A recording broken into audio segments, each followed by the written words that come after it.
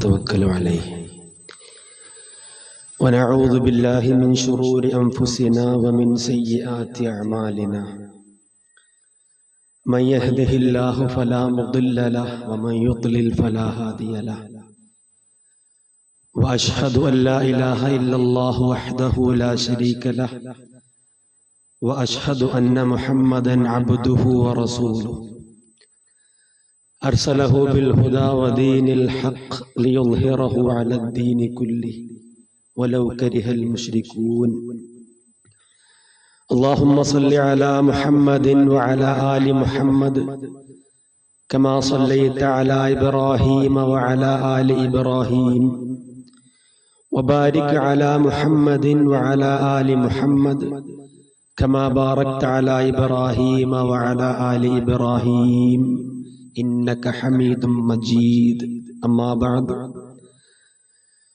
فإن خير الكتاب كتاب الله وخير السنن سنن محمد صلى الله عليه وسلم وشر الأمور محدثاتها وكل محدثة بدعة وكل بدعة ضلالة وكل ضلالة في النار يا أيها الذين آمنوا اتقوا الله حق تقاته ولا تموتن إلا وأنتم مسلمون أعوذ بالله من الشيطان الرجيم بسم الله الرحمن الرحيم يا أيها الذين آمنوا اتقوا الله ولتنظر نفس ما قدمت لغد واتقوا الله إن الله خبير بما تعملون يا عباد الله وإماء الله أوصيكم وإياي أولا بتقوى الله. പ്രിയമുള്ള സഹോദരങ്ങളെ, സഹോദരിമാരെ, മുഅ്മിനീങ്ങളെ, അർഹമുർ-റാഹിമീനായ കരുണാവാരിധിയായ റബ്ബ് സുബ്ഹാനഹു വ തആലയുടെ ആജ്ഞാനിർദ്ദേശങ്ങൾ ജീവിതത്തിന്റെ എല്ലാ തുറകളിലും പരമാവധി കാത്തു സൂക്ഷിച്ചുകൊണ്ട് അല്ലാഹുവിന് തഖ്വയുള്ളവരായി ജീവിക്കണമെന്ന് എന്നെയും നിങ്ങളെയും ആദ്യമായി വളരെ ഗൗരവത്തിൽ തന്നെ ഓർമ്മപ്പെടുത്തുകയാണ്. പരിശുദ്ധ ദീനുൽ ഇസ്ലാമിന്റെ പേരിൽ വസിയ്യത്ത് ചെയ്യുകയാണ്. റബ്ബ് സുബ്ഹാനഹു വ തആല നമ്മെ എല്ലാവരെയും പ്രത്യേകമായി അനുഗ്രഹിക്കുമാറാവട്ടെ. നമ്മിൽ നിന്ന് മരണപ്പെട്ടു പോയവർക്ക് അല്ലാഹു മഗ്ഫിറത്തും മർഹമത്തും പ്രദാനം ചെയ്യുമാറാവട്ടെ. നമ്മിലെ രോഗികൾക്ക് അല്ലാഹു സമ്പൂർണമായി ശിഫ പ്രദാനം ചെയ്യുമാറാവട്ടെ. അജലുൻ മുസമ്മ, നിശ്ചിതമായ ഒരവധി ഈ പ്രപഞ്ചത്തിലെ ഓരോ വസ്തുവിനും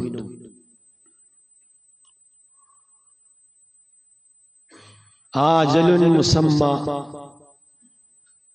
ഈ കൂടിയിരിക്കുന്ന നമ്മളിലെ ഓരോരുത്തർക്കുമുണ്ട്. എനിക്കും നിങ്ങൾക്കും ഈ ഭൂമിയിൽ നിശ്ചിതമായ കാലാവധിയുണ്ട്.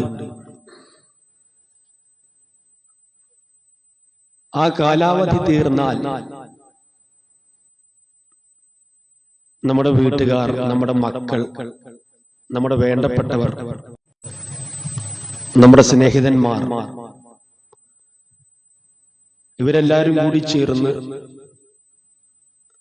നമ്മളെ ഖബറിൽ കൊണ്ടുപോയി വെക്കും.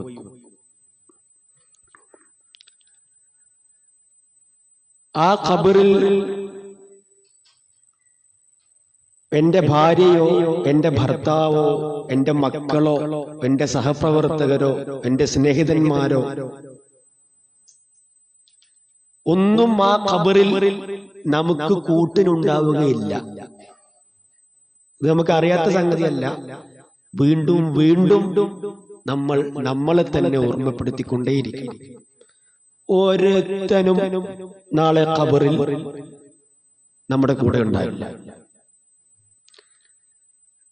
നിന്നെ എത്രമേൽ സ്നേഹിക്കുന്നു എന്ന് പറയപ്പെടുന്ന ഒരുത്തനാണെങ്കിലും അവൻ നിന്റെ ഖബറിൽ ഉണ്ടാവില്ല.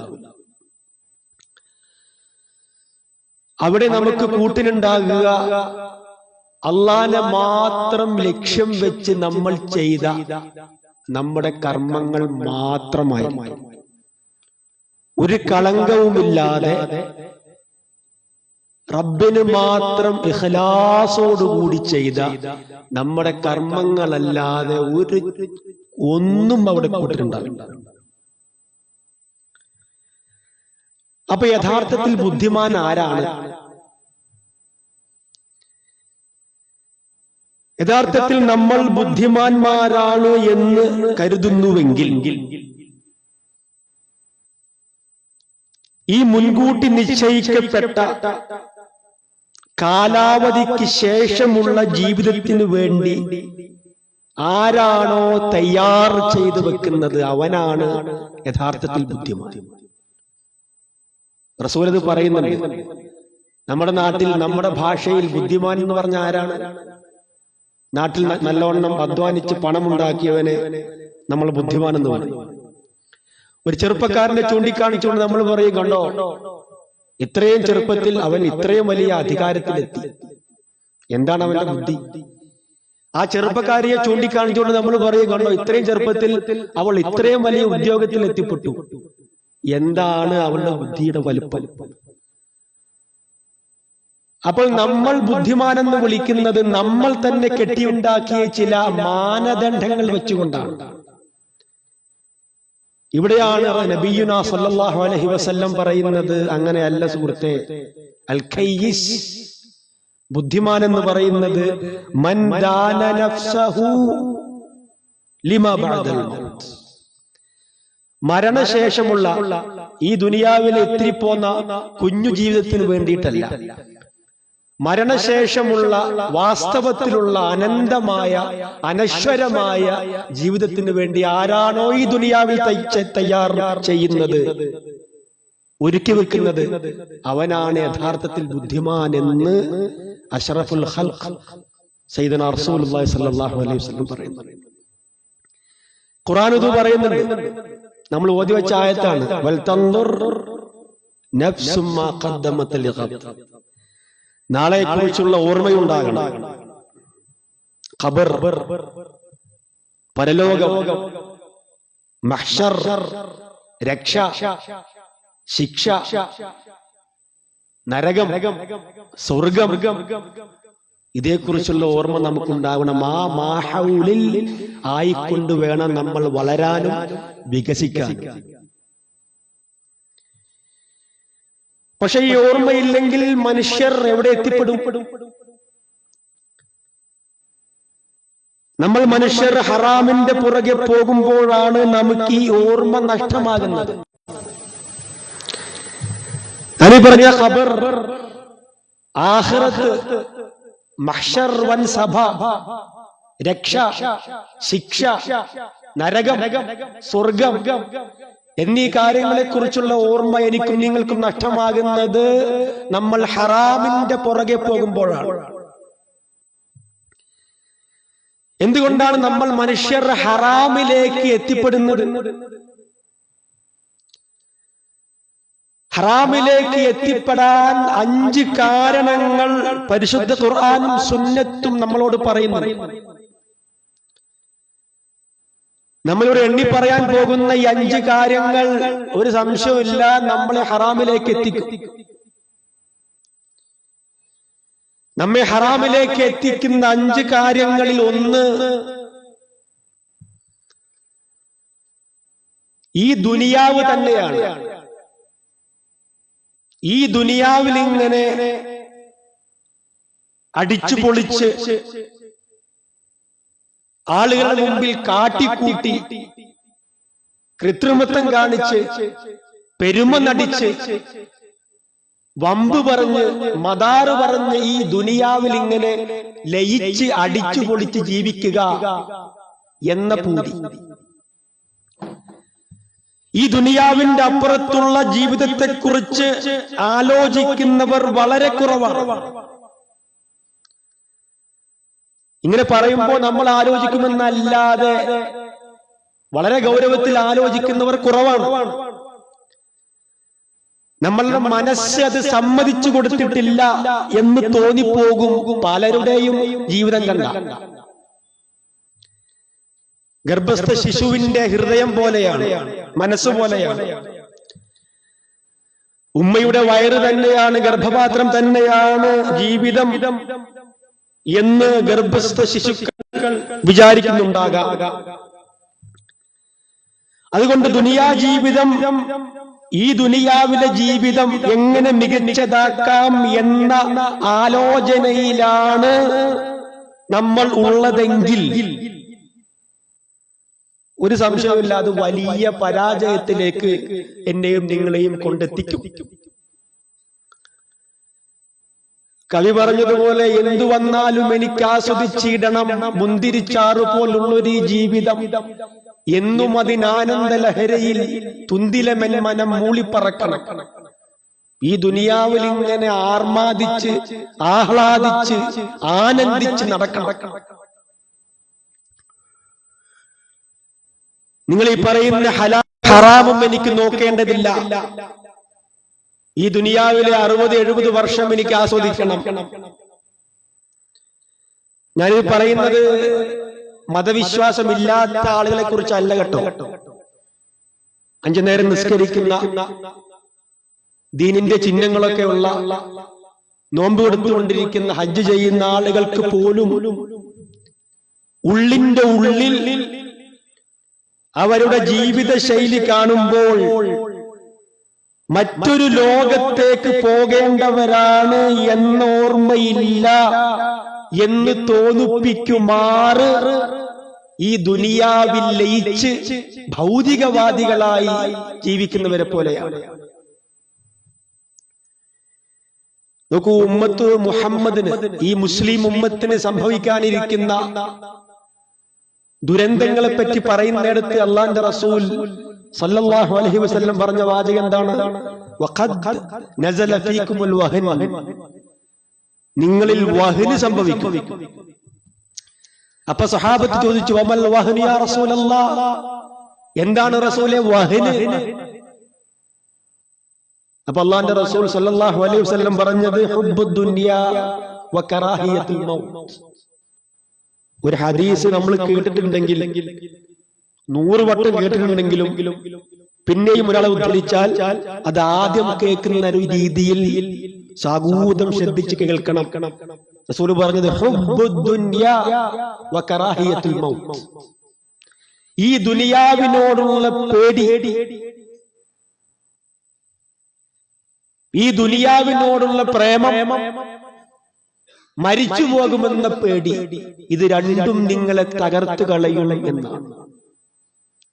ഈ ഉമ്മത്ത് മുസ്ലിമയിലെ അംഗങ്ങളെ ഈ 2 സംഗതികളും, ഹുബ്ബുദ് ദുനിയാ, ഈ ദുനിയാവിൽ ലയിച്ചിരിക്കാനുള്ള മോഹവും, വകറാഹിയത്തുൽ മൗത്ത്, മരണഭീതിയും ഈ ഉമ്മത്തിനെ നശിപ്പിച്ചു കളയുമെന്നാണ്. അപ്പൊ ഇതാണ് ഹറാമിലേക്ക് നമ്മെ കൊണ്ടെത്തിക്കുന്ന ഒന്നാമത്തെ കാര്യം. ഈ ദുനിയാവിനെ വിട്ടുപോകാൻ കഴിയാത്ത അവസാനത്തെ താവളവും സ്ഥിര സങ്കേതവുമാണ് ഈ ദുനിയാവ് എന്ന് വെറുതെ മനസ്സിലാക്കിക്കൊണ്ടിരിക്കുന്ന ഒരു മനോഭാവം, മറ്റൊരു ലോകത്തെ പ്രതീക്ഷിക്കാത്ത മനോഭാവം, ആഖിറത്തിനെ പ്രതീക്ഷിക്കാത്ത മനോഭാവം നമ്മളെ ഹറാമിലേക്ക് കൊണ്ടെത്തിക്കും എന്നാണ് പരിശുദ്ധ ദീനുൽ ഇസ്ലാം നമ്മെ പഠിപ്പിക്കുന്നത്. മനുഷ്യരെ ഹറാമിലേക്ക് കൊണ്ടെത്തിക്കുന്ന രണ്ടാമത്തെ സംഗതി അർറിബ്ഹുൽ ആജിൽ, പെട്ടെന്ന് ലാഭം നേടണം, പെട്ടെന്ന് പണം ഉണ്ടാക്കണം എന്ന ആഗ്രഹം. അധ്വാനിക്കാതെ എങ്ങനെ പണം കിട്ടും എന്നാലോചിക്കുക, അതിനുവേണ്ടി പണിയെടുക്കുക, ആ പണിയെ ന്യായീകരിക്കുക. ഇക്കാര്യത്തിൽ വളരെ വിദഗ്ധരാണ് നമ്മൾ മലയാളികൾ. നമ്മുടെ ഇന്ത്യ രാജ്യത്ത് അരങ്ങേറിയിട്ടുള്ള എല്ലാ സാമ്പത്തിക തട്ടിപ്പുകളുടെയും ഏറ്റവും കൂടുതൽ ഇരകളും വേട്ടക്കാരും നമ്മൾ തന്നെയാണ്. ആടുതേക്ക് മാഞ്ചിയും വന്നു, ആളുകൾ കുറെ പൈസ അതിൽ കൊണ്ടുപോയി ഇട്ടു, അത് പൂട്ടി. പിന്നെ ആംബെ വന്നു, അതിനുശേഷം മണി ചെയിൻ വന്നു, അതിനുശേഷം അതിനേക്കാൾ വലിയ തട്ടിപ്പുകൾ വന്നു. ഇതിലൊക്കെയും നമ്മൾ മലയാളികളുടെ സ്ഥാനം വളരെ വലുതാണ്. ഞാൻ നേരത്തെ പറഞ്ഞ ഇസ്ലാമിന്റെ ചിഹ്നങ്ങളുള്ള ആൾക്കാരൊക്കെ ഇതിലുണ്ട്. ഈ അടുത്ത് വന്ന സംഭവങ്ങളൊക്കെ നിങ്ങൾ എടുത്ത് പരിശോധിച്ച് നോക്കിയാൽ മതി. ഞാൻ ഈ അടുത്ത് വ്യക്തിപരമായിട്ട് വലിയ പണ്ഡിതനെ പോലെ തോന്നിക്കുന്ന ഒരാള് എന്റെ അടുത്ത് വന്നുകൊണ്ട് പറഞ്ഞു, മൗലവി 30 ലക്ഷം ഉറുപ്പിക എന്റെ പോയി. അപ്പൊ ഞാൻ ചോദിച്ചു, എവിടെ കൊണ്ടുപോയി കളഞ്ഞു? അപ്പൊ അയാൾ പറഞ്ഞു, കളഞ്ഞതല്ല, 30 ലക്ഷം ഉറുപ്പിക ഞാനൊരു ബിസിനസ് ചെയ്യാൻ കൊടുത്തതാണ്, അവരെന്നെ പറ്റിച്ചു. അപ്പൊ ചോദിച്ചു, എന്താണ് ബിസിനസിന്റെ വ്യവസ്ഥ? അപ്പൊ അയാൾ പറഞ്ഞു, ഞാനൊരു 10-30 ലക്ഷം ഉറുപ്പിക കൊടുത്താൽ എനിക്ക് പ്രതിമാസം നിശ്ചിത തുക കിട്ടും, ഞാൻ കെട്ടിവെച്ച പൈസ നഷ്ടപ്പെടുകയുമില്ല. ഞാൻ പറഞ്ഞു, അത് തന്നെ ഹറാമല്ല. അയാളെ മുഖത്ത് പറഞ്ഞു, അത് തന്നെ ഹറാമാണ്. കച്ചവടത്തിൽ ലാഭം ഏറിയും കുറഞ്ഞുമിരിക്കും, നഷ്ടം വന്നാൽ സഹിക്കുകയും ചെയ്യണം.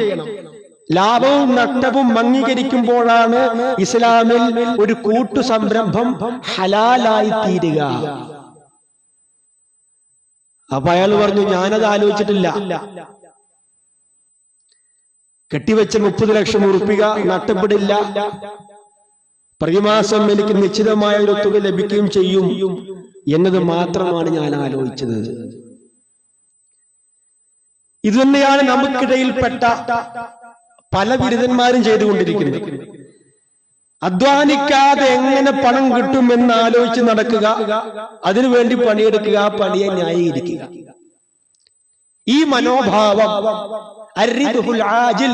പെട്ടെന്ന് ലാഭം ഉണ്ടാക്കണം, പെട്ടെന്ന് പണമുണ്ടാക്കണം എന്ന മനോഭാവം തീർച്ചയായും നമ്മെ ഹറാമിലേക്ക് കൊണ്ടെത്തിക്കും എന്നാണ് ദീൻ പഠിപ്പിക്കുന്നത്. നമ്മെ ഹറാമിലേക്ക് കൊണ്ടെത്തിക്കുന്ന മൂന്നാമത്തെ കാരണം അന്ധമായിട്ടുള്ള അനുകരണമാണ്. പലതരം ആചാരങ്ങളും വിശ്വാസങ്ങളും ജീവിത ശൈലികളും നിലപാടുകളും ഉള്ള ഒരു ബഹുമത സമൂഹത്തിലാണ് നമ്മൾ ജീവിക്കുന്നത്. അങ്ങനെ ബഹുസംസ്കാര സമൂഹത്തിൽ ജീവിക്കുമ്പോൾ നമുക്ക് ഉൾക്കൊള്ളാൻ പറ്റുന്നത് നമ്മൾ കൊള്ളാൻ പറ്റുന്നത് നമ്മൾ കൊള്ളണം, സംശയമൊന്നുമില്ല. തആവനു അലൽ ബിർരി വത്തഖ്വ വലാ തആവനു അലൽ ഇസ്മി വൽ ഉദ്വാൻ. നന്മയുണ്ടെങ്കിൽ ഉൾക്കൊള്ളണം. നമ്മൾ അങ്ങനെയാണോ? നമ്മുടെ ചുറ്റുവട്ടത്തുമുള്ള ആളുകളുടെ നിലപാടുകളും അവരുടെ വലുപ്പങ്ങളും അവരുടെ സൗന്ദര്യങ്ങളും സൗകര്യങ്ങളും കാണുമ്പോൾ, അവരുടെ സംവിധാനങ്ങളൊക്കെ കാണുമ്പോൾ ഇതെനിക്കും വേണം എന്ന് തീരുമാനിക്കുന്നിടത്ത് അതെനിക്ക് ഹറാമാണോ ഹലാലാണോ എന്ന് നമ്മൾ ചിന്തിക്കാറുണ്ടോ? നിങ്ങൾ ആലോചിച്ച് നോക്ക്. മുസ്ലിം സമുദായത്തിലേക്ക്, ഉമ്മത്ത് മുഹമ്മദിലേക്ക്, മുസ്ലിം ഉമ്മത്തിലേക്ക് എങ്ങനെയാണ് നബിദിനം എന്ന് പറയുന്ന അനാചാരം കയറി വന്നത്? ചരിത്രത്തിൽ ഷിയാക്കളും ജൂതന്മാരുമാണ് ഏതൊരു അനാചാരത്തിനും തുടക്കമിട്ടത്. ഹിജ്റ 4-ാം നൂറ്റാണ്ടിൽ ജൂതനായ ഉബൈദ് ജന്മദിനാഘോഷം എന്ന ഒരു ആശയം കൊണ്ടുവന്നു. പിന്നീട് അത് ഷിയാക്കൾ ഏറ്റെടുത്തു. ആ ഷിയാക്കളിലെ ഉമർ ഇബ്നുൽ മുഹമ്മദുൽ മുല്ല എന്ന സൂഫി ഈ ആഘോഷം ഏറ്റെടുത്ത് കൊണ്ടാടി. അതിനുശേഷം അബൂ സഈദ് എന്നറിയപ്പെടുന്ന മലിക് മുളഫർ ഈ മൗലിദാഘോഷം ഏറ്റെടുത്തു. പിന്നീടാണ് ലോകത്തിൽ മൗലിദുൻ നബി, മീലാദുൻ നബി എന്ന് പറയുന്നതിന് പ്രചാരം കിട്ടി. പിന്നീട് അതിന് പല പല മാനങ്ങളും കൈവന്നു. ഉണ്ണിയേശു, ഉണ്ണികൃഷ്ണൻ എന്ന് പറയുന്നത് പോലെ ആ സ്ഥാനത്ത് നബിയെയും കൊണ്ടുവന്ന് കെട്ടി. ഇങ്ങനെ എത്ര അനാചാരങ്ങളുണ്ട്. ഇനി മറ്റൊരു അനാചാരം സ്ത്രീധനം എന്ന ദുരന്തം എങ്ങനെയാണ് നമ്മളിലേക്ക് വന്നത്? സ്ത്രീധനം വാങ്ങിക്കാതെ വിവാഹം കഴിച്ച എത്ര മഹാന്മാർ ഇവിടെ ഉണ്ട്? ധൈര്യത്തോടെ പറയാൻ പറ്റും. സ്ത്രീധനത്തിന്റെ പേരിൽ കിട്ടുന്ന സ്വത്ത് ഹറാമാണ് എന്ന കാര്യത്തിൽ നമുക്ക് നല്ല ബോധ്യമുണ്ട്. പക്ഷെ എല്ലാവരും വാങ്ങും, ഞാനും വാങ്ങും. എന്റെ കൂടെ പഠിച്ചോ വാങ്ങി, എന്റെ തുണക്കാരൻ വാങ്ങി, മറ്റോ വാങ്ങിയിട്ടുണ്ട്, അപ്പൊ ഞാനും വാങ്ങി. ഒരേ കൂടുതൽ ഹൈന്ദവർ പാല് കാച്ചി ആ പാല് അടുത്തേക്ക് തിളച്ചു പോയതിന് ശേഷമാണ് അവർ വീട്ടിൽ താമസിക്കുക.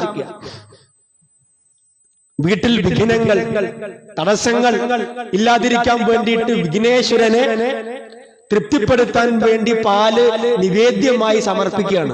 ഓല ചെയ്തോട്ടെ, അത് വല്ല വിശ്വാസമാണ്. ഈ മാപ്ലാൻ എന്തിനാണ് ഈ ചെയ്യുന്നത്?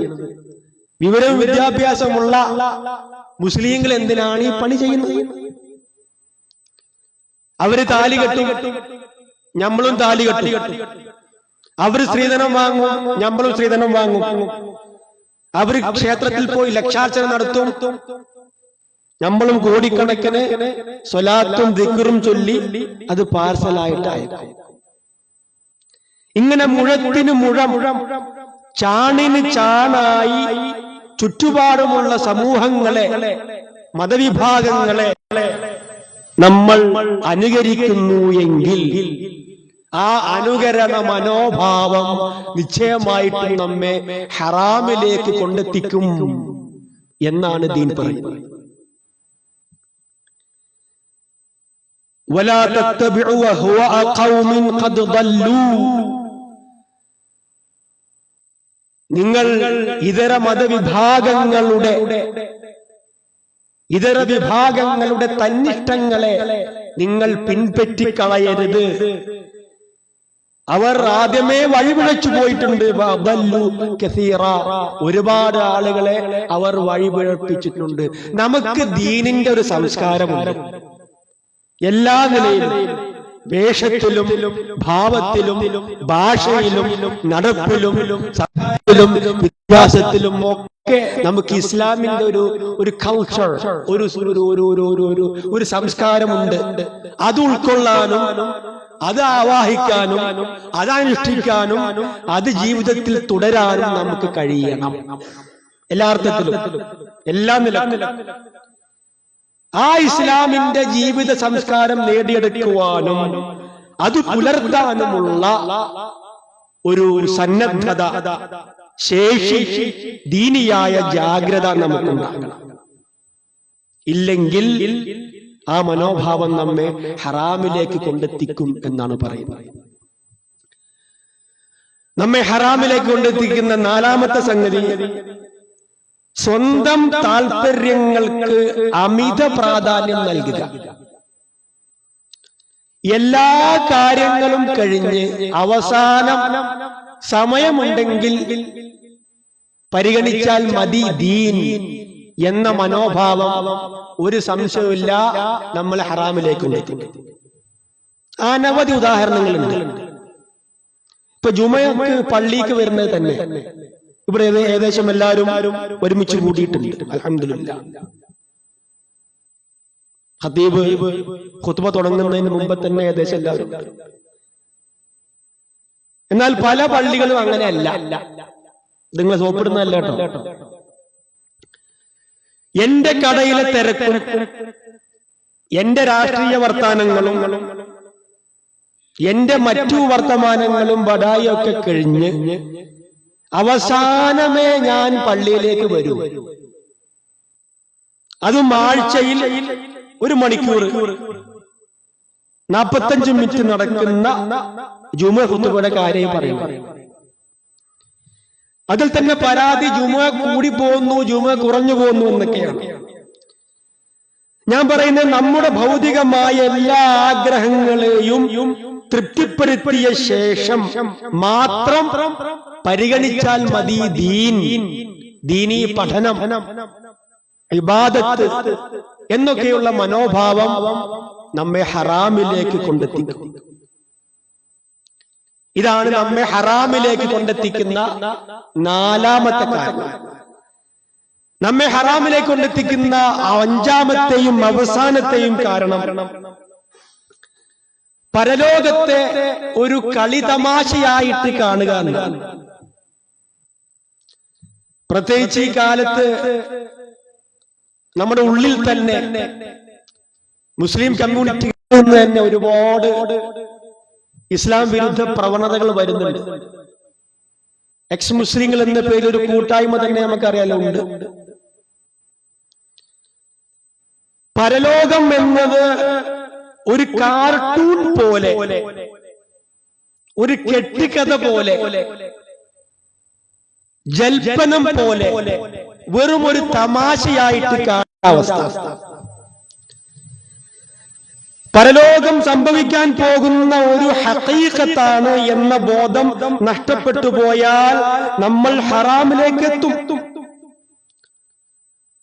നോക്കൂ, നരകത്തെക്കുറിച്ച് വിശദമായി അതിന്റെ ഭയാനകതകൾ, അതിന്റെ ഭീകരമായ അവസ്ഥകൾ വർണ്ണിച്ച ശേഷം അല്ലാഹ് പറയുന്നു, നോക്കൂ, അഫമിൻ ഹദീഥി തഅജബൂൻ.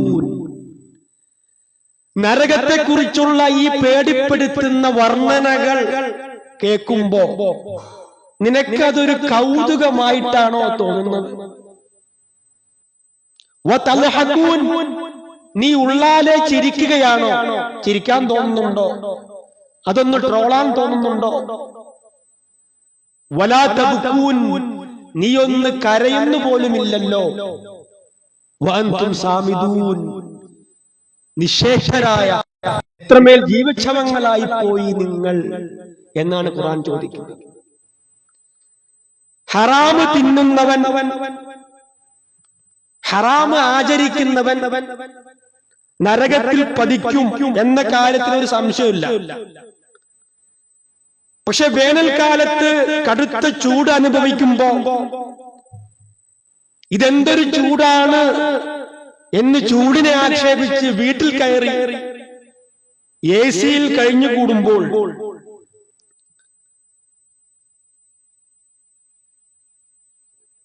ഖതീബ് മിമ്പറിൽ നിന്ന് ഈ ദുനിയാവിലെ ചൂടിനേക്കാൾ 69 ഇരട്ടി കാഠിന്യമുള്ള ചൂടാണ് നരകത്തിലെ ചൂട് എന്ന് പറയുമ്പോൾ അവൻ ആ പറച്ചിൽ വിഷയമാകുന്നില്ല.